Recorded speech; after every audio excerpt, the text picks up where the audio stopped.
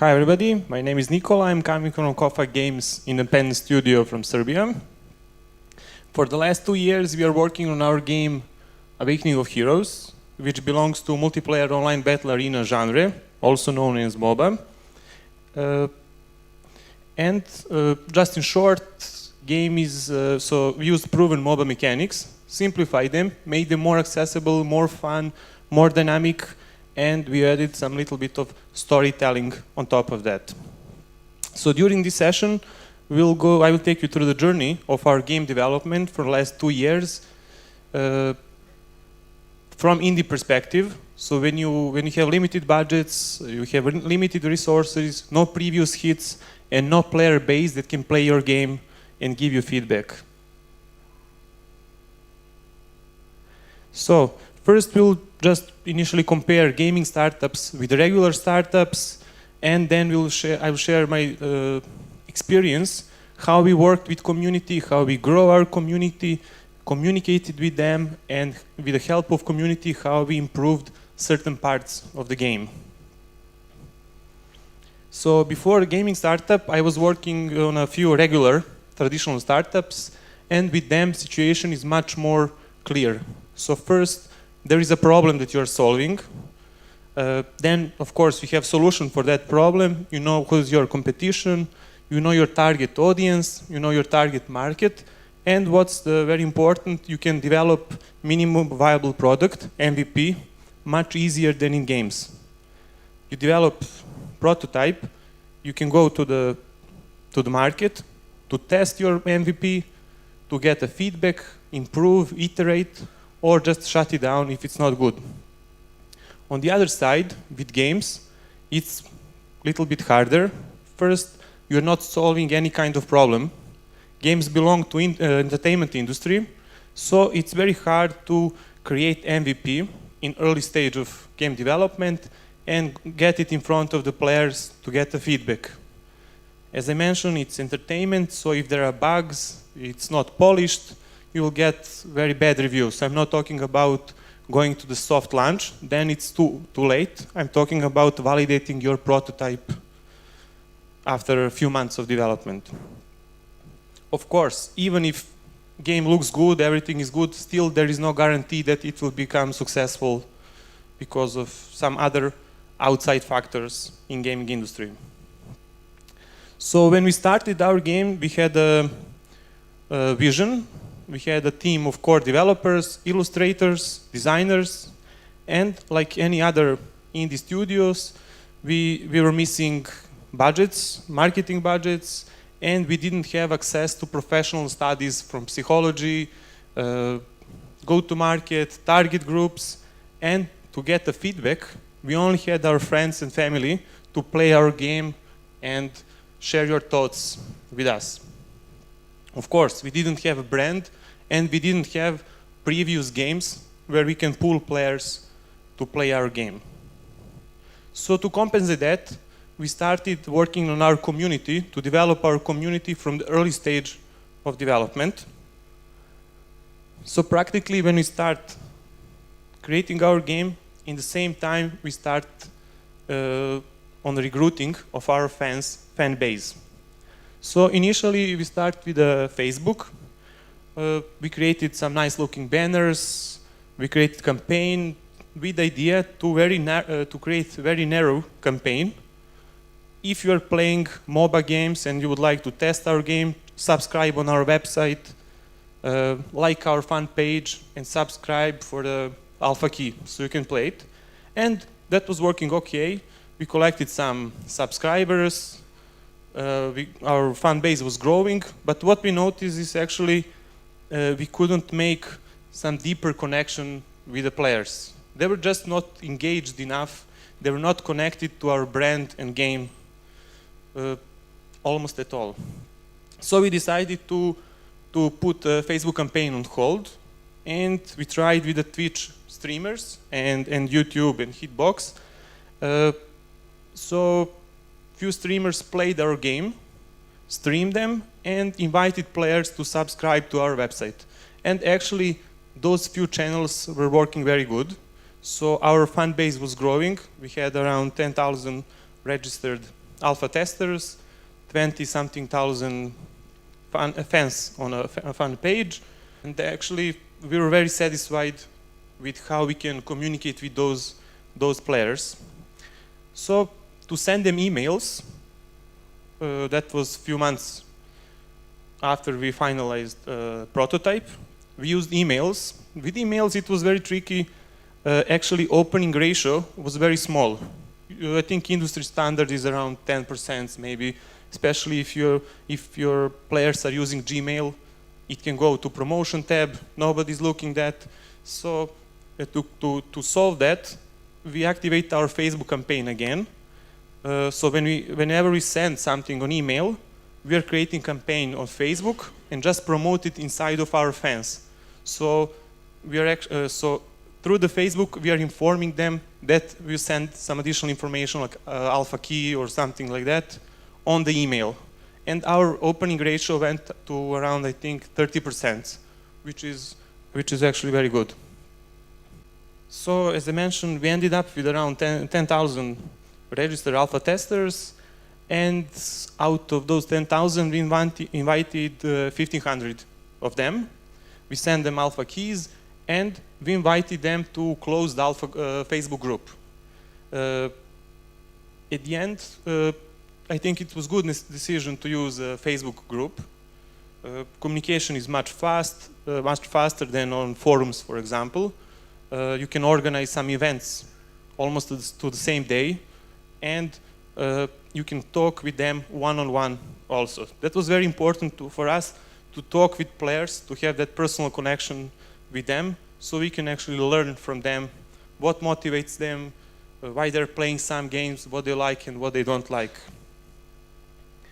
So out of those 1,500 players, we created one more group. We called it VIP group. That was actually a small group of hand-picked players that were engaged more than the others. They were communicating better, providing better feedback, and they were much more focused. So at the end, let's say, idea behind the group was that players will also talk between each other and then filter good ideas, good proposals. And with VIP group, we worked much closer, and actually they communicated with the rest of the players. Otherwise, it's too consuming to cover all of those channels. And we had some challenges, of course. First one was to educate our players what alpha stage means, what prototype means. They were not professional testers, professional players, so it's important to explain them if something is not working, there is a bug, it's not completed, that's okay for this kind of phase. Also, it was important to inspire them to think a little bit more out of the box. So not when they're proposing some ideas, communicating, not to copy some ideas from the other games, to let them think a little bit broader, to be innovative more. And the biggest problem, I think, for all indies is to keep players motivated, to keep their interest in your game. This was a 2 years long period, so it's expected that some players will stop testing, some of them will continue, so you have to keep them motivated all the time. So what we did, we planned events up front. It's important to have at least 1 or 2 events per month. Events can be tournaments, contests, competitions. We went for a Steam green light, then we organized some voting for a Gamescom. We also had some offline activities on various events. So it's important to keep that momentum going all the time. And this was our first test, actually. It was 3 months after we started our development. We had a first prototype, so we invited players to come to our office, meet them face to face, and actually let them play our game.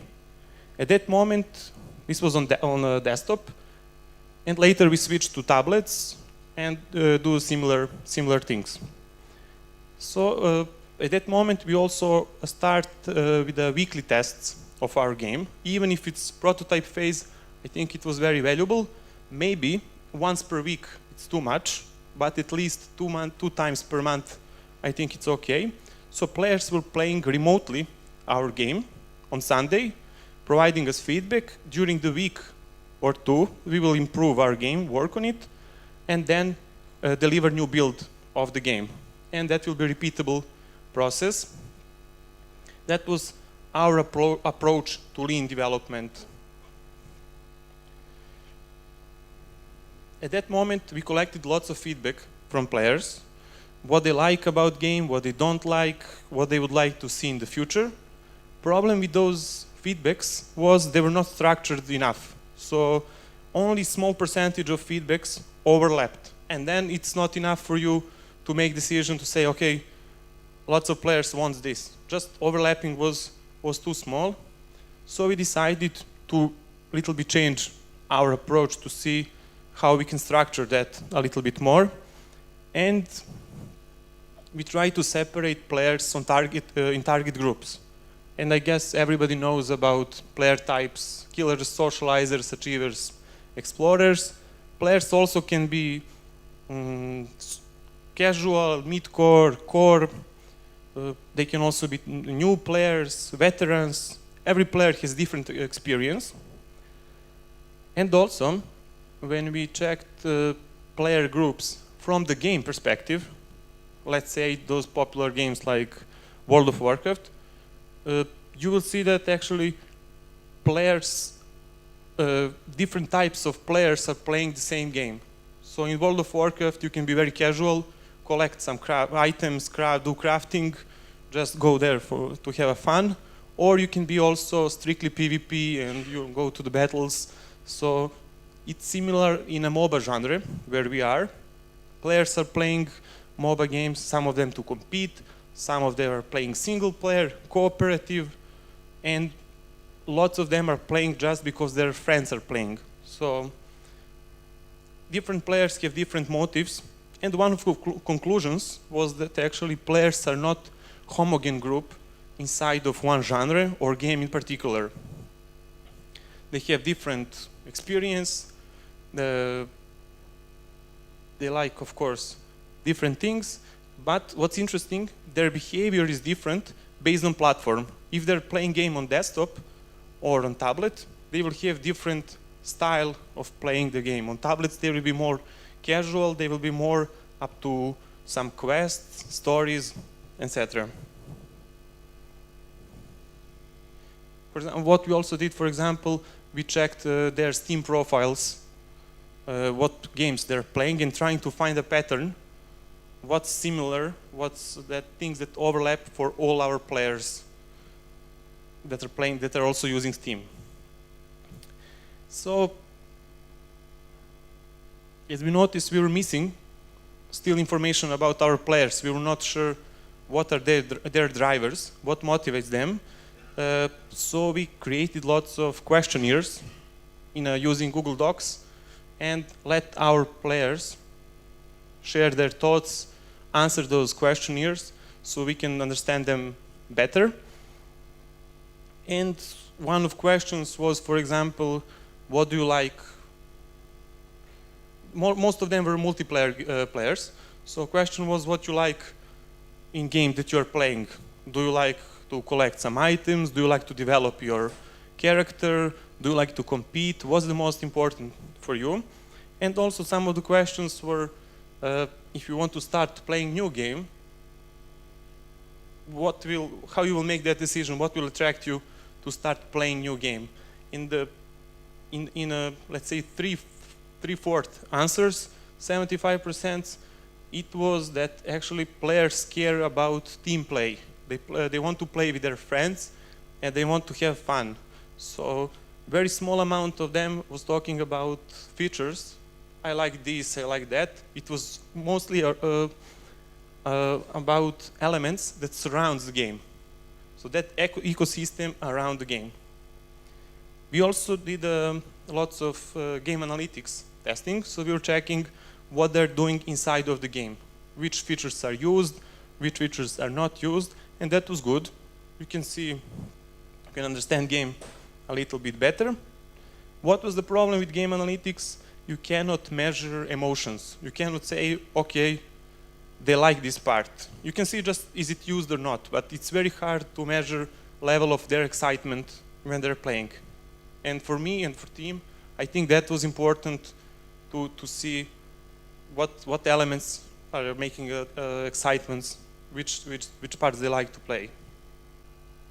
So this was around 1 year after we started with the game development. We were ready to test our features and our design elements a little bit deeper.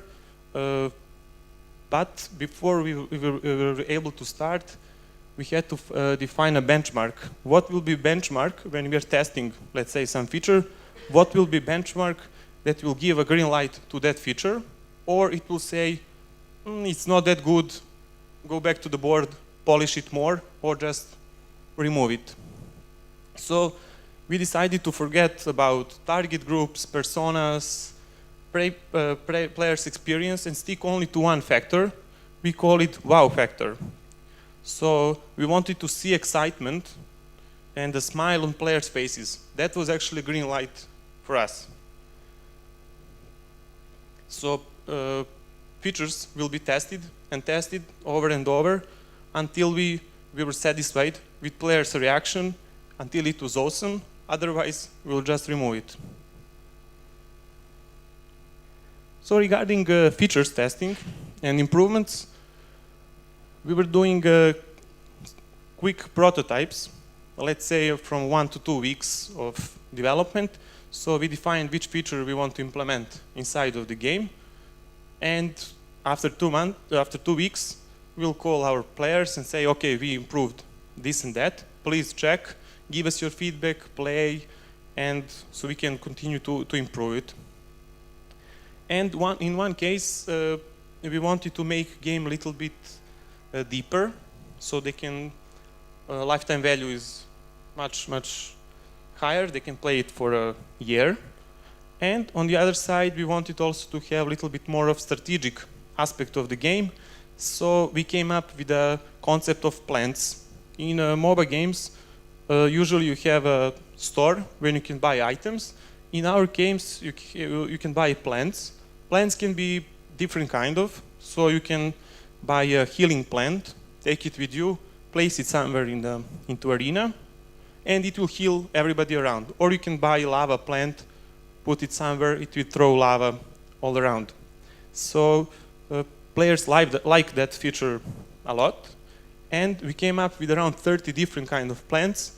With help of community, we narrowed that to 6 the most popular plants that players like to use. Also, to make game sessions shorter, to 10-15 minutes, and also to make them a little bit more dynamic, we came up with a concept of a monster that will be released each 3 minutes. Players also like that part, but for them it was confusing who is releasing that monster, who is on which side that monster will be.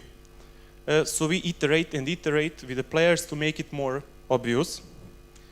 And it was also interesting, we had some ideas that sounds super cool on the paper, but in reality they were not that good. So for example, we came up with a tower control concept. So your player was able to get inside of the tower and shoot all around.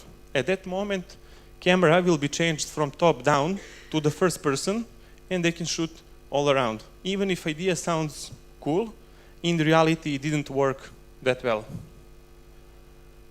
We were also testing design elements by letting players give their opinions, do a voting, different kind of voting inside of the Facebook groups. So for example, one of our first decisions that we had to make is to came up with a design of Mayor Graham, who is the most important person in that town. So we came up with 8 different illustrations, but nobody for sure could say, okay, this is the mayor that all players will like. So we let our players vote, Then we narrowed that voting to the 4. We improved them a lot, shuffled them, and then let them play again, let them vote again. And in the end, we had our winner that was actually winning through all votes in the past. As I mentioned, you have to keep your community engaged to feel that they're part of the development process, which they are. So we organized several several contests to see, do they like our heroes? Our heroes are not usual heroes. So it can be, our heroes are, for example, granny, a butcher, hipster, chimney sweeper. And we asked our community to propose their own heroes. And we received hundreds of them. They draw them, they wrote bios, abilities, and that moment is very important to give them feedback on any single proposal. And what's the beauty of all of these contests? That we actually choose few of them and implemented in our game. And for the end, just to sum it up, benefits of working with the community, except of course play tests, providing feedback, giving new ideas from players. You can expect, and actually that happened. They helped us with lots of activities like voting for Steam, voting for Gamescom, and they become our ambassadors. They were promoting our game through the different channels. Of course, you always have to give back to the community, so we created open day in the office. They were able to come to our office. We had internship program, and we mentored over 100 of high school and students. And what I like the most is I hope we inspire them to create their own games, to become designers, developers, etc. Thank you. What do you think? You mentioned that you manage the community through a closed Facebook group. What do you think is the critical mass point after which it's too much of an overhead to run a community through a closed Facebook group? And I'll explain. We're kind of doing the same. We have our own prototype that we're testing right now, and we're doing it with about 300 testers, and it's already getting full. It's a full time just to manage 300 people in one Facebook group. So you mentioned 10,000. To me, that sounds insane. So what's the tilt point that you say, after which you say, let's move over to a forum or to a different medium? Yes, it's a good question. We had 10,000 plus subscribers, but we let in only 1,500. Depends, exact number depends of their activity. If they're not active enough, you will have to add more, obviously. And number is very important. Behavior of a Facebook group is changing as the number of members is growing. So if you have small group, 30 players, you can, for example, send instant message to all of them through the chat without having to be their friend. But if it goes over 50, that feature is disabled, and so on. So behavior of group will be changed, and your reach will be inside of that group reduced as fan base and members are growing. So it's a valid question. I think it depends of number of their activity. We have around 1,500 of them, and that's why we created that additional group, VIP, that's actually communicating with them. Of course, we are also involved, but it's little bit easier. And they talk their language. They're the same age, same interest. I hope I helped a little bit. You were mentioning before about having an offline events, and I guess you come from Serbia, that you have all of them in one place, or all your crowd is actually from Serbia. Did you try to go more international, or how did it work? Yeah, at the moment we are focused on ex-Yugoslavia region, Balkan region, because of same language. So Croatia, Serbia, Macedonia, Montenegro, Bosnia, just because of its same language. And we had the most influence in that area. So for us, it was not a problem to engage players. When we finalize this testing alpha phase, now we are in alpha phase. So when we switch to the beta, closed beta, then we'll spread a little bit more globally. But I think for us at this moment, it's important to have players, of course, all around the region, but all around the globe. But I think it was too much for us at that moment to spread all around because of language barriers with some players, etc. Events, we had different kind of events. For example, this is a photo that we showcase our game, and behind that granny we had 10 tablets, so players can play 5 versus 5, give us feedback. That was that wow factor. So we are monitoring what they're doing, what they like and what they don't like. This was Counter-Strike World Championship. Accidentally, it was in Belgrade with some good money prizes, and we show our game there. So for us, was it also interesting? Do Counter-Strike players like to play our game? And actually, feedback was very positive. So that was also one of the tests. So we showcase our game also in different kind of. For example, in Zagreb, you have Reboot event, big consumer show. So we are explaining there. We are explaining on different kind of, but not on the same place. Okay, well, we're a bit out of time here, but another round of applause, please, for Nikola. It was a great talk.